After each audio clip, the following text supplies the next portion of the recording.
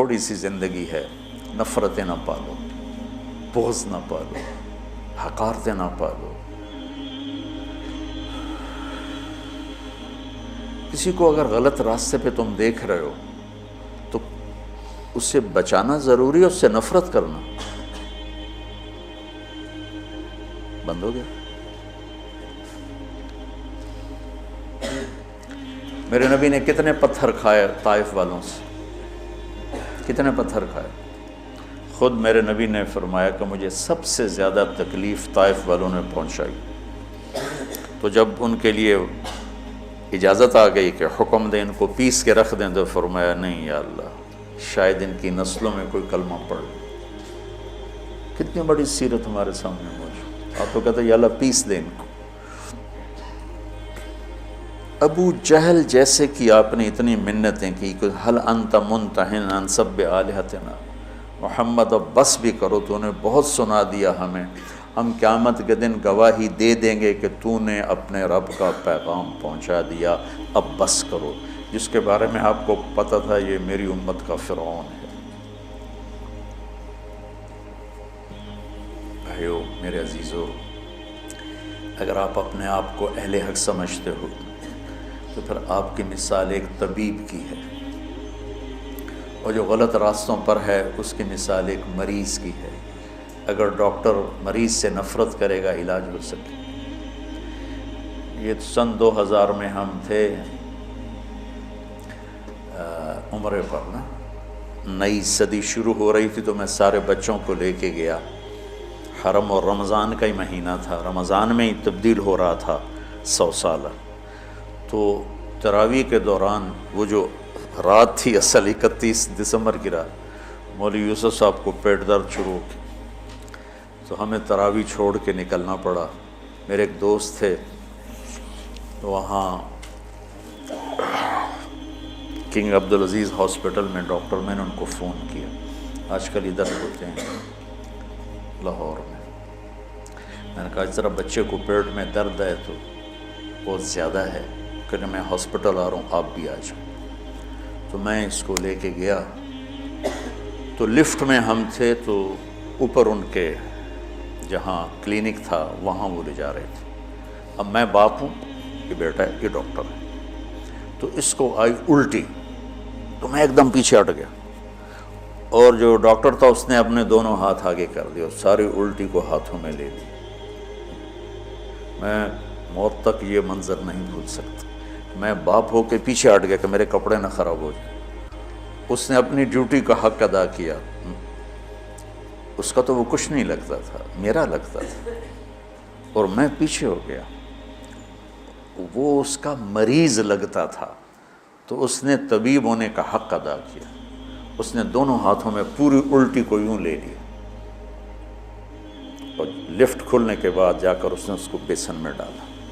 اسے طبیب کہتے ہیں۔ تم کیسے بے وقوف طبیب ہو کہ مریضوں سے نفرت کرتے؟ تمہارے سامنے نبیوں کی سیرت ہی کوئی نہیں،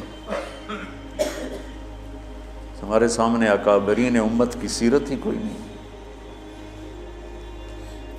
کہ میرے نبی سے بڑھ کر کسی کا مقام ہو سکتا ہے کہ قاب قوسین او ادنی، اور پھر وہ پتھر کھا کے کہہ رہے ہیں نہیں نہیں میں بد دعا نہیں کروں گا، ان میں کوئی آئے گا۔ اگر آپ تبلیغ والوں نے تھوڑی سی محبت دکھائی اور کیسے کیسے لوگ ہدایت پہ آ گئے۔ تو لمبے میں جو میرا اصلی ہوم ٹاؤن ہے، 200 سال سے طوائفوں کا محلہ چل رہا ہے، آج وہ سارا محلہ توبہ کر کے بیٹھا ہوا ہے، صرف پچھلے 10 سال کی محنت۔ میں نے ان کو جا کے بیٹی بنایا، میں کہ تم سب میری بیٹیاں ہو۔ اسی ایک لفظ نے ان کے آنسوں کیا ہچکیاں بتا دی کہ مولانا صاحب سانوں تو ساڈے پیو نہیں آتے، تو ساڈی بیٹی ہیں، تے تسی مولانا ہو کے آخر ہو تسی میری بیٹیاں ہو۔ اس عزت نے ان سے توبہ کرواتی۔ میں نے ان کے وظیفے مقرر کیے، ایسے وظیفے نہیں ہیں کہ وہ بیچاری آسانی سے کھا سکیں کہ بیٹیوں تم گھر بیٹھ جاؤ اور دال روٹی کھا سکتے ہو، اس سے زیادہ بھی میری بھی اوقات نہیں ہے۔ تو اللہ کرے اللہ تمہارے گھر آباد۔ 2 لفظ محبت بھرے، پوری زندگی ان کی تبدیل ہوگی۔ طوائف کہنا کون سا مشکل کام ہے، کنجری کہنا کون سا مشکل کام؟ تم جانتے ہو کہ طوائف کو طوائف بنانے والی یہ کم بخت مالدار لوگ ہیں جو غریب کی بیٹیوں کو کی بولی لگاتے ہیں، ان کے سر پہ عزت کی چادر ڈالتے، ان کی شادیاں کرواتے، ان کے گھر آباد کرواتے، بجائے اس کے ان کی عزتوں سے کھیلا۔ اگر تم کبھی طوائفوں کی کہانیاں سنو تمہارے کلیجے پھٹ جائیں۔ ممبر پہ بیٹھ کے بیان کرنا تو بڑا آسان کام، نشہ پلا کے گرانا تو سب کو آتا ہے، مزہ تو تب ہے کہ گرتے کو تھام لے ساکی۔ میں جب طوائفوں کے بازار گیا تو مجھے پتہ چلا کہ کتنا مظلوم طبقہ ہے یہ، غریب کی بیٹی پیٹ کی آگ بجھانے کے لیے جسم بیچتی ہے اور اس کے ماتھے پہ طوائف کا داغ لگتا ہے، اور اس بدبخت ذمہ دار پر چودھری کا پیسے ہی تاج سجا رہتا ہے جس نے راتوں کو جا کر اس کی عزت کے سودے کیے، اس کی شادی بھی کروا سکتا تھا۔ وہاں کی طوائفیں بڑے بڑے ذمہ داروں کی بیٹیاں، میں وہیں پیدا ہوا، وہیں پروان چڑھا۔ تو اگر میں بھی ان سے نفرت کرتا، اگر ان 300 میں 100 ہی پکی ہو گئیں، ایک بھی ہو گئی، تو میری ساری 50 سال کی تبلیغ ایک طرف اور ایک طوائف کا توبہ کر لینا ایک طرف۔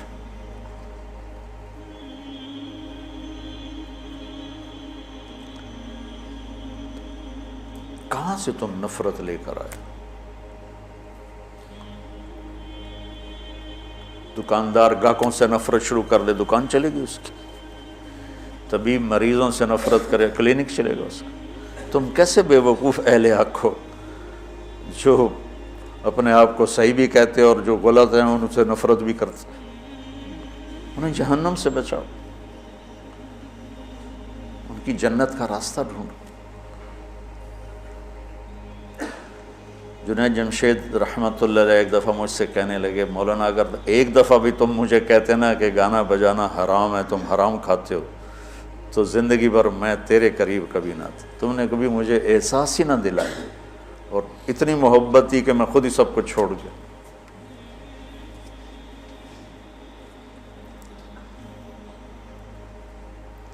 وَاعْتَصِمُوا بِحَبْلِ اللَّهِ جَمِيعًا۔ اس امت میں اختلاف رہے گا، سیاسی بھی، مذہبی، قومی بھی، لسانی بھی، پیشہ ورانہ بھی۔ اس کی باؤنڈری، اس کے اندر رہو، اس کے اندر رہو۔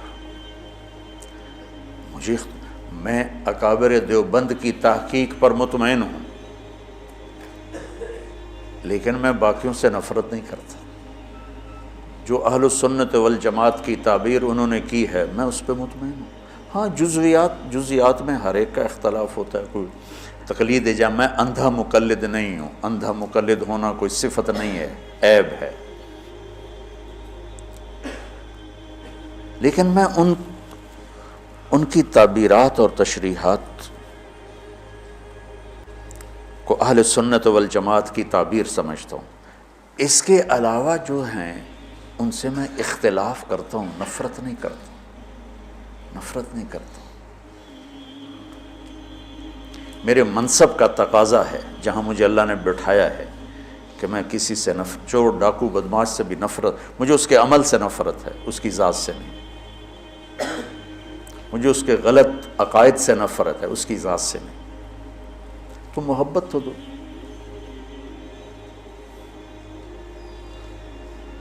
ہماری جماعت گئی چونیاں، تو لوگوں نے کہا چودھری حاکم بندہ بنے تو تاں تبلیغی جماعت نو منیے۔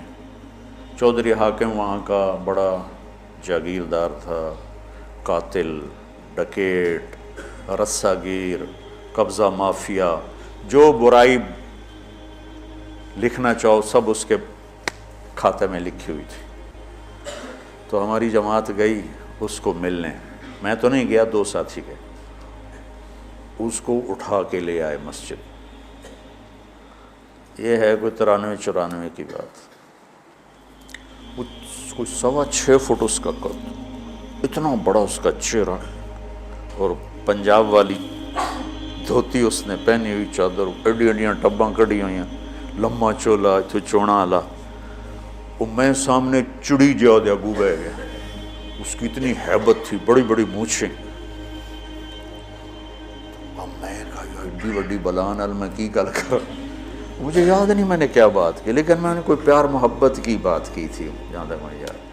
تو یقین مانو بچوں، میرے بچے بیٹھے، میری اولاد بیٹھے، 10 منٹ نہیں گزرے وہ مجھ سے کہنے لگا مولوی جی ایک گل دسو. میں کہا پوچھو.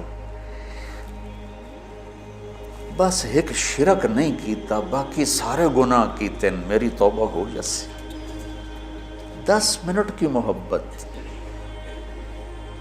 قتل، ڈاکے، زنا، چوریاں، قبضے، زیادتیاں، اور 10 منٹ کی محبت کے بعد وہ مجھ سے میری بات کاٹ کے کہتا ہے مولوی جی ایک گل تو دسو، ایک شرک نہیں کیتا باقی سارے گناہ کیتے، معافی ہو جس.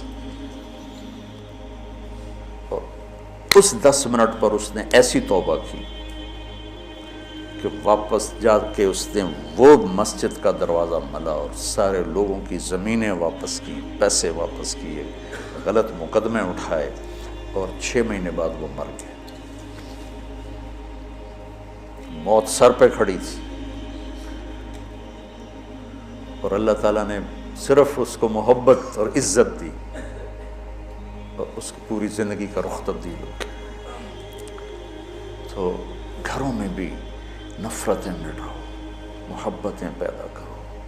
صرف مذہبی اختلاف کی نہیں ہو رہی، چھوٹے چھوٹے رشتوں پہ لڑائی، میں نے رشتہ مانگا مجھے رشتہ نہیں دیا بس بات ختم. یہ بھی کوئی لڑائی کی چیز ہے؟ رشتے تو اللہ پاک کی طرف سے طے ہوتے ہیں. جاؤ دیکھو کہ بھائی بھائی میں نہیں بولتے، دیکھو جی میں رشتہ مانگا رشتہ ہی نہیں دیتا، میں پیسے مانگے میں نے انہیں قرضہ ہی نہیں دیتا، میں بیمار ہویا میں نے پوچھنے ہی نہیں آیا، ان دی بچی دی شادی آئے اس نے کارڈ ہی نہیں بھیجے. اس پہ لڑائیاں ہو رہی. اور ہمارے دیہاتوں میں ہوتا ہے جہاں قریبی ہوتا ہے نا تعلق تو وہاں خود جاتے ہیں شادی پہ بلانے، اور جہاں ذرا اس سے کم ہو تو نوکر بھیجتے ہیں، جہاں عمومی سطح کا ہو تو وہاں پھر کارڈ بھیج دیتے ہیں ڈاک کے ذریعے.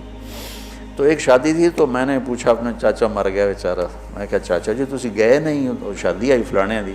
کہ پتر میں اپنے پتر دی شادی کیتی آئی نا تو میں انہوں نے آپ سدن گیا تو انہوں نے نوکر گھلیا، ہوں میں جانا بھلا میں نہیں جانتا. وہ آپ کیوں نہیں آئے مینوں سدن واسطے؟ میں نہیں جانتا. نہیں گیا چاچا میرا مر گیا اس لیے بتا رہا ہوں بیچارہ. یہ ہماری ثقافت ہے، یہ ہمارے اخلاق. یہ صرف کوئی مذہبی اختلاف کی بات نہیں کر رہا ہوں، چھوٹی چھوٹی باتوں پہ لڑائیاں، جھگڑے، فساد. بچوں امت بنو اللہ کے واسطے. اگر یہ 2 سبق ہی یاد کر لو گے نا تو اس معاشرے کے لیے تم رحمت بن جاؤ گے، جنت بن جاؤ، سخی بن کے جاؤ، محبت والے بن کے جاؤ. مولوی صرف مانگنے والا نہ رہے، دینے والا بھی.